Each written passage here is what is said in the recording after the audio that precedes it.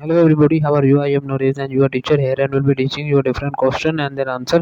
So welcome you in classdata.com where we will be discussing questions. So let's get on the question. So our today question is if your company return policy restricts what you can do for the customer, you should option A consider alternatives such as offering a discount coupons or a free simple. Option B agree with him that the product is defective so should be replaced but tell him that his stores won't let you do anything about it. Option C do what the customer asks, management will have to force your decision. Option D apologize for your store's policy. The correct answer to the question is option A considers alternatives such as offering a discount coupon or a free sample.